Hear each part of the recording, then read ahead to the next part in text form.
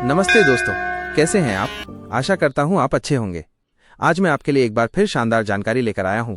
आज हम जानेंगे नागेश्वर ज्योतिर्लिंग के रहस्य और चमत्कार। अगर आपको ये जानकारी पसंद आए तो कृपया इसे लाइक करें, शेयर करें और हमारे साथ जुड़े रहें। नागेश्वर ज्योतिर्लिंग परिचय। नागेश्वर ज्योतिर्लिंग भगवान शिव को समर्पित 12 प्रतिष्ठित ज्योतिर्लिंगों में से एक है, जिनका वर्णन शिव पुराण में मिलता है। ये हिंदुओं के लिए एक अत्यंत पूजनीय तीर्थ स्थल है। नागेश्वर नाम का अर्थ है नागों के स्वामी। यहाँ भगवान शिव की पूजा उस देवता के रूप में की जाती है जो सभी प्रकार के विष और नकारात्मक शक्तियों से रक्षा करते हैं। मूल स्थान को लेकर विवाद। मूल नागेश्वर ज्योतिर्लिंग के सटीक स्थान को लेकर एक महत्वपूर्ण विवाद है। भारत में 3 प्रमुख मंदिर इस उपाधि का दावा करते हैं। नागेश्वर मंदिर, द्वारका, गुजरात, ये सबसे प्रसिद्ध और व्यापक रूप से मान्यता प्राप्त नागेश्वर ज्योतिर्लिंग है। ये गुजरात में सौराष्ट्र के तट पर द्वारका शहर और बेट द्वारका द्वीप के बीच स्थित है। मंदिर परिसर में भगवान शिव की एक विशाल ध्यान मुद्रा में बैठी हुई मूर्ति है, जो एक प्रमुख आकर्षण है।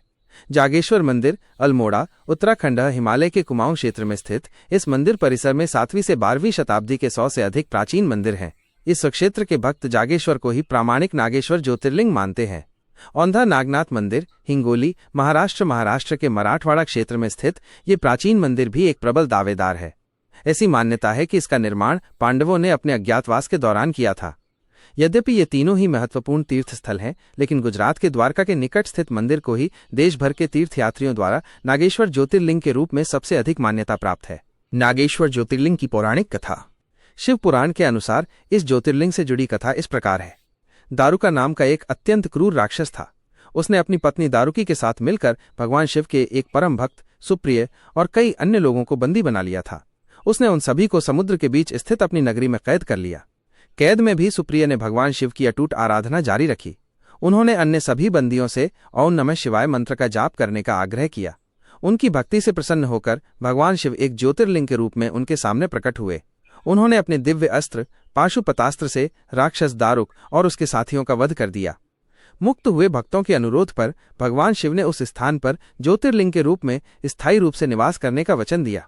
चूंकि उन्होंने भक्तों को दारुक राक्षस से वन में बचाया था, इसलिए इस स्थान को दारुक वन के नाम से भी जाना जाने लगा। इस ज्योतिर्लिंग का नाम नागेश्वर रखा गया, जो सर्पों के स्वामी है और सभी प्रकार की बुराइयों और विष पर उनकी शक्ति का प्रतीक है। द्वारका, गुजरात का मंदिर, रहस्य और चमत्कार। देवता। यहाँ के मुख्य देवता एक स्वयं प्रकट लिंग है, जो एक विशेष प्रकार के पत्थर से बना है, जिसे द्वारका शिला कहा जाता है। वास्तुकला। यद्यपि वर्तमान मंदिर एक आधुनिक संरचना है, यह एक अत्यंत प्राचीन स्थल पर स्थित है। मंदिर परिसर की सबसे प्रमुख विशेषता ध्यान मुद्रा में विराजमान भगवान शिव की 82 फुट ऊंची विशाल प्रतिमा है, जो दूर से ही दिखाई देती है और भक्तों में श्रद्धा का भाव जगाती है। अनोखा अनुष्ठान।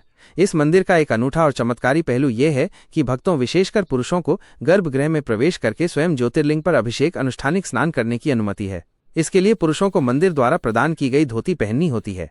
माना जाता है कि स्वयं ज्योतिर्लिंग को स्पर्श करने और अभिषेक करने से भक्तों को काल सर्प दोष और अन्य विषयों के प्रभाव से मुक्ति मिलती है। कैसे पहुंचें? द्वारका, गुजरात। हवाई मार्ग। निकटतम हवाई अड्डा जामनगर हवाई अड्डा JGA है, जो लगभग 137 किलोमीटर दूर है। वहां से आप द्वारका के लिए टैक्सी या बस ले सकते हैं। रेल मार्ग। Dwarka railway station DWK Gujarat के प्रमुख शहरों और भारत के अन्य हिस्सों से अच्छी तरह से जुड़ा हुआ है। सड़क मार्ग। द्वारका की सड़क कनेक्टिविटी उत्कृष्ट है। अहमदाबाद, राजकोट और जामनगर जैसे प्रमुख शहरों से राज्य परिवहन की बसें और निजी लग्जरी बसें नियमित रूप से चलती हैं। यात्रा का सर्वोत्तम समय। इस पवित्र स्थल की यात्रा का सबसे अच्छा समय अक्टूबर से मार्च तक होता है, जब मौसम सुहावना और दर्शनीय स्थलों की यात्रा के लिए अनुकूल होता है। महाशिवरात्रि का त्योहार यहाँ बड़े उत्साह के साथ मनाया जाता है और ये यात्रा के लिए एक विशेष रूप से शुभ समय माना जाता है। फिर मिलते हैं एक और नई जानकारी के साथ। तब तक आप अपना ख्याल रखें, स्वस्थ रहें। धन्यवाद।